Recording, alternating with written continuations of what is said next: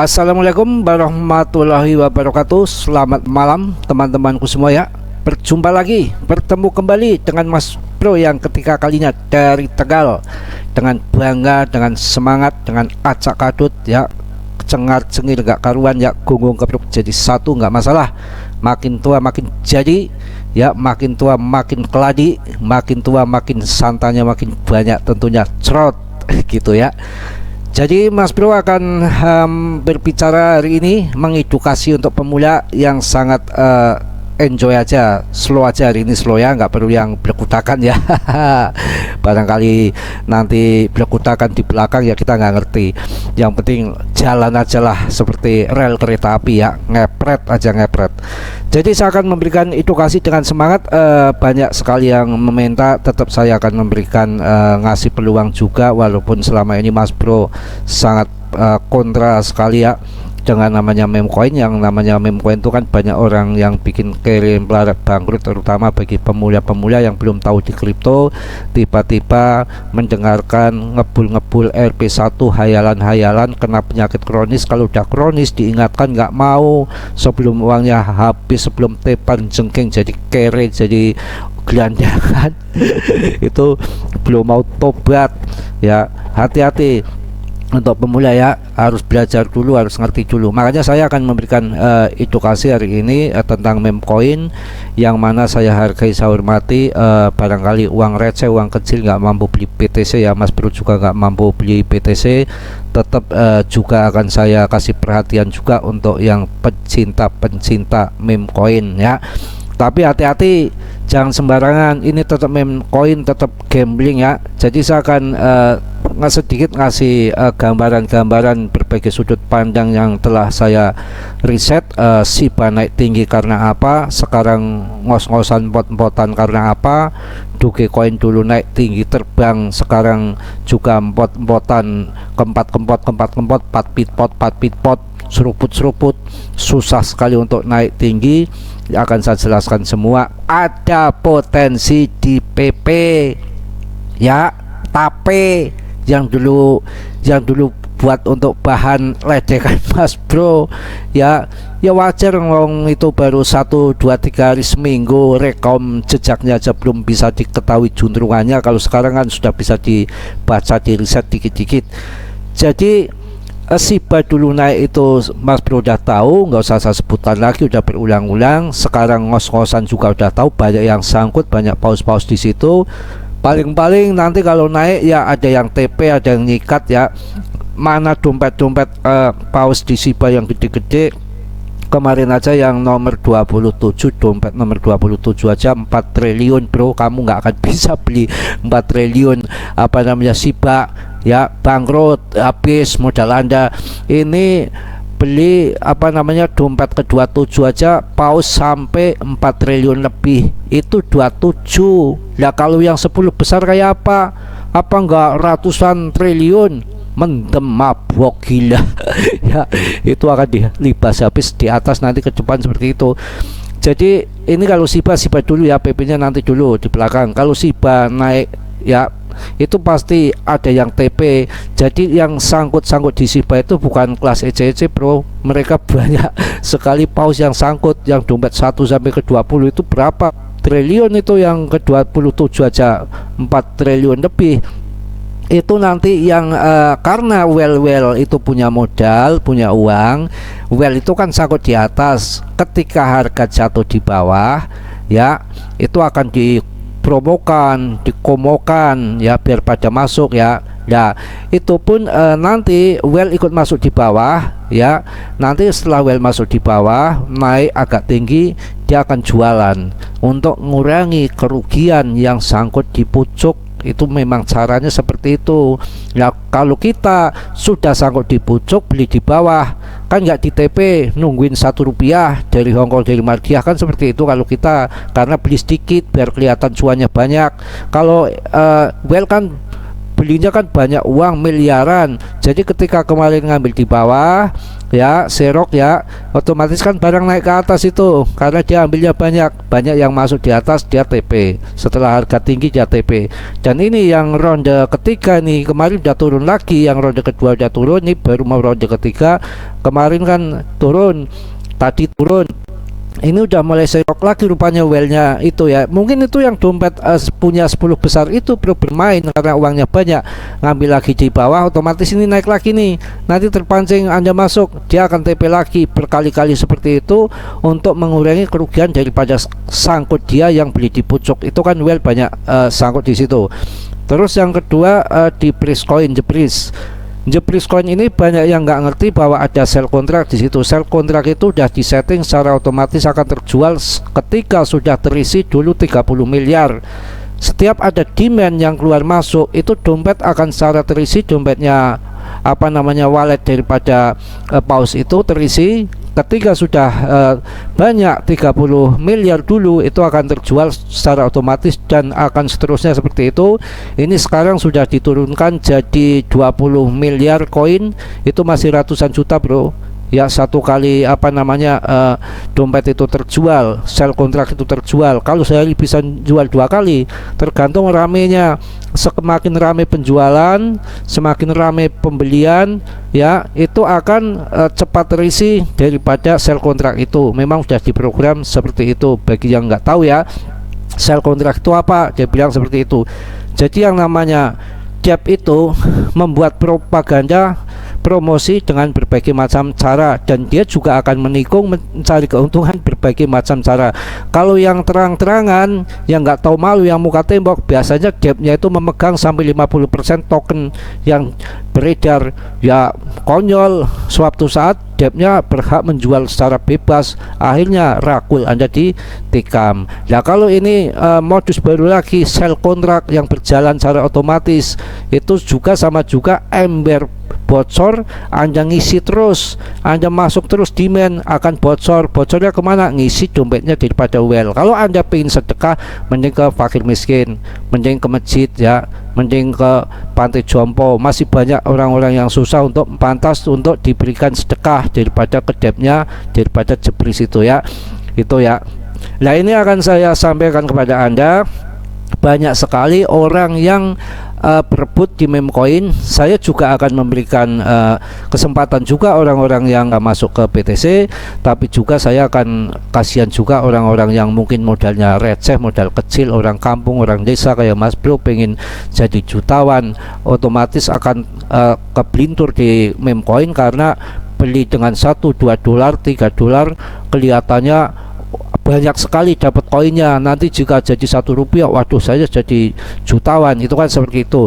Jadi memang banyak sekali yang susah untuk dikasih tahu, ya akan saya berikan, kasihan sedikit ya, barangkali bisa, barangkali gambling. Ini kan semua orang pada bertarung, bertempur karena sudah pada sangkut di tahun 2021 sampai sekarang, masih berharap di Shiba sama di Pris sama ya. Saya rasa nanti pemenangnya ada di PP. Kenapa pemenangnya akan ada di PP? Yang nggak disangka-sangka, yang nggak diduga-duga akan dimainkan well, nanti akan diterbangkan. Saya rasa PP, walaupun nanti ada yang sangkut ya, yang penting nggak usah untuk jangka panjang. Ketika nanti bull market yang akan datang, PP ini kok jadi 1 rupiah, 2 rupiah, syukur-syukur 5 rupiah, bahkan ada yang menafsirkan 100 rupiah. Yang penting cuan bull market di TP. Mau orang bilang 100 rupiah, bilang 1000 rupiah, nggak usah dipercaya. Dulu Shiba juga seperti itu sama ya, nanti mungkin yang akan dimainkan PP. Sebab PP ini satu di jaringan ETH, yang kedua banyak paus ya, yang mana sekarang lagi digandrungi para paus. Dan paus ini kalau untuk memainkan daripada PP, saya rasa hal yang wajar karena market capnya masih kecil. Dan saya tadi melihat cek tutorial PP itu mendunia bro, di barat, di Eropa ya, semua, apalagi di Asia itu memang ramai sekali. Tapi ketika Bris itu bagikan 1000 banding 1, yang membahas orang-orang kita aja sama Pring Java ya. Kalau ini enggak, memang menyeluruh mendunia itu pada membahas PP potensi ke depan, maka ini akan yang dimainkan nanti seperti itu. Jadi para paus, para whale dari barat itu yang akan memainkan daripada yang akan dimainkan, maksudnya itu melihat potensinya dulu, potensi daripada koinnya, apalagi market capnya masih kecil, yang nantinya akan dinaikkan itu gampang, mudah, dan akan menjadikan cuan, dan belum banyak yang sangkut, maksudnya belum banyak yang sangkut, nggak seberapa yang sangkut juga ke depan. Terbangnya itu akan lebih gila-gilaan. Juga kita lihat langsung ini di candlenya ini, yang mana PP sekarang pada longsor semua, pada turun semua, hancur semua, ini naik sendiri. Dari awal ini launching itu PP itu ya, itu masih ada nolnya, ada 2 atau 3 ini ya. Jadi naik FOMO, naik pertama wajar. Dalam kenaikan pertama itu wajar naik agak tinggi ya. Jadi agak tinggi di harga 0,055, agak tinggi.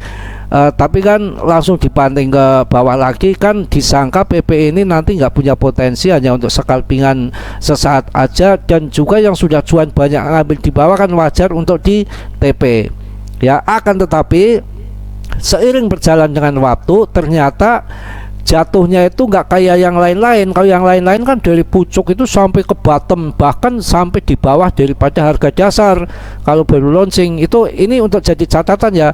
Jadi koin yang tidak ada potensi ketika naik ngepam tinggi, habis itu turunnya itu melebihi daripada harga dasar waktu launching. Kalau ini enggak, ini bisa dikatakan di pertengahan diserok ya, naik lagi, ini naik lagi, turun lagi, sampai di pertengahan serok lagi ya. Sekarang turun lagi, belum sampai di pertengahan sudah berebut serok lagi. Ini tandanya 1, 2, 3. Sekarang turun agak dalam ya, ini langsung naik lagi, diserok lagi, belum sampai pertengahan. Ini tanda-tanda kemungkinan yang akan dimainkan failing Mas Bro. Ini failing kuat Mas Bro di PP. Tapi Anda nggak usah FOMO masuk sekarang, jangan ya. Ya kita nunggu, barangkali ada bantingan sekali lagi, nanti di crash lagi barangkali di Januari tahun depan atau apa. Tetap kemungkinan tetap masih ada yang namanya di kripto ya. Jadi nanti nggak usah berpilih koin yang lain lagi, yang suka meme ini ya, nggak usah mikir project, yang suka meme koin failing Mas Bro nanti bull run mendatang akan ada di PP. Yang satu tenarnya di PP, jaringan ETH, paus juga banyak di jaringan ETH, juga paus banyak yang bermain di sini. Tapi ini untuk gambling ya, bermain di sini kayak Shiba dulu ya, kayak Dogecoin dulu. Nanti ini akan naik tinggi, setelah naik tinggi menjadi jutawan baru, menjadi orang-orang kaya baru yang masuk dari sekarang ini, yang tahu PP potensi dari sekarang ini. Dan nanti setelah naik berkali-kali lipat itu kan nanti banyak orang masuk baru, banyak orang FOMO baru, banyak orang juga yang mencari cuan di sini. Nah ini nanti yang akan jadi korban orang-orang yang ketinggalan TP di situ ya. Jadi kita bermain di sini nanti untuk sampai bull market saja. Jadi bermain di PP, potensi ada di PP, yang mana banyak sekali, ada Saitama, ada Kisu Inu, ada Bob Doge, ada Shinja, ada macam-macam itu yang dipromokan Rp1 RP1, Binance semua jebris ya. Ini pendatang baru kayaknya yang akan dimainkan failing Mas Bro PP. Coba Anda kalau nanti turun nggak usah di PP, tapi saya nggak ngajak-ngajak ya, tetap riset mandiri, tetap pure ya. Jadi jangan ngikuti Mas Bro, ini hanya pandangan ataupun failing Mas Bro aja. Mas Bro aja lagi siap-siap nunggu kalau ini nanti ada bandingan. Saya juga nggak mau FOMO, kalau ada turun di bawah lagi saya akan masuk ke PP. Jadi yang lain turun semua, ini ada kenaikan sendiri PP. Jadi bisa untuk dipertimbangkan untuk investasi hanya swing sampai bull run aja ya, sampai tahun depan di akhir tahun. Jadi nggak usah untuk jangka panjang, karena nanti sejarahnya akan sama dengan Shiba seperti itu. Nanti ketika sudah Rp1 ataupun Rp5 ya, habis itu nanti udah pada kaya dari situ, well-wellnya akan tinggalkan ini. Jadi nanti yang sangkut yang masih bertahan di sini, di situ. Ya, saya rasa cukup untuk PP. Juga saya akan memberikan sedikit berita juga, bukan hanya PP saja ya. Kalau SIBA tadi sudah, Dogecoin sudah, nanti akan saya berita sedikit untuk pelengkap, untuk penambah, untuk belajar pemula-pemula ini yang pemula. Kalau yang udah pinter, udah didengkot ya nggak usah, nggak masalah ya. Jadi ini ETF Bitcoin dan token AI, dua tren besar yang mengguncang dunia kripto, bro. Jadi ini berita yang wow bagi saya ya. Juga di sini juga akan saya kasih tahu berita-berita juga. Persetujuan potensi dari Bitcoin ETF dapat membawa angin segar ke pasar kripto dengan permintaan tambahan sebesar 30 miliar US dollar. Gemblong, bro. Jadi yang punya kripto sekarang, yang masuk sekarang ya disyukurilah. Yang udah masuk di harga murah, yang koin-koin berfundamental, alamatnya Anda akan cuan. Dan banyak berita yang akan menjadi jutawan baru di tahun 2023 ini ya. Itu bukan berarti kayanya sekarang, yang masuk sekarang akan tercetak dari sekarang jutawan-jutawan baru dari kripto yang mana harganya di bawah. Jadi kalau harga turun, harga di bawah, orang pada takut ngeri masuk kripto, itu malah digunakan kesempatan para well-well untuk masuk, bro. Jadi seperti itu ya. Jadi di sisi lain munculnya token AI seperti Roy, bukan Roy Martin ya, dari Preo menunjukkan bagaimana teknologi kecerdasan buatan dapat mengubah lanskap kripto, bro. Jadi Boroe ini borok ya, Boroe berada di persimpangan antara kripto dan artificial intelligence ya. AI menawarkan plafon yang memungkinkan pengguna mengubah pendapatan berulang di masa depan menjadi non fungible ya, token NFT untuk uang tunai di muka. Paham ya? Ini betul-betul ke depan, bro ya. Saya tambahin dikit lagi berita ya. Ini mantap juga, bro ya. Makanya yang megang kripto sekarang itu akan menjadi jutawan baru, itu kemungkinan akan nyata. NYDIG ya, ZNDIG aja gampang ya. Prediksi ETF Bitcoin support berpotensi bahwa permintaan baru senilai 450 triliun, bro. Duit apa itu, bro? Berapa karung, bro? Kalau dijejer di Jakarta itu Monas tenggelam, ketutup semua dengan uang ya. Apakah enggak nanti gila-gilaan kripto ke depan, terutama BTC ya? Kita ngikut itu aja yang murah. Saya tetap akan ngedukasi meme coin yang berpotensi ke depan yang bagus untuk para pemula-pemula, orang-orang kecil, orang-orang receh yang nggak punya duit banyak tapi berhayal untuk menjadi jutawan, daripada masuk sembarangan koin yang nantinya akan jadi klub PC ya. Alangkah baiknya saya tuntun masukkan ke PP yang memang lagi tenar, yang juga market capnya kecil, yang digandrungi paus-paus. Mungkin ada potensi ke depan untuk Rp1 bahkan lebih ya untuk masuk ke PP, tapi tetap pure pure, mandi sendiri, mandiri, riset mandiri ya, supaya nanti nggak menyalahkan tutorialnya. Ini failing Mas Bro, barangkali nanti betul ada salah yang namanya failing, tapi Mas Bro akan masuk di PP ya. Jadi NYDIG ini Anda baca sendiri ya.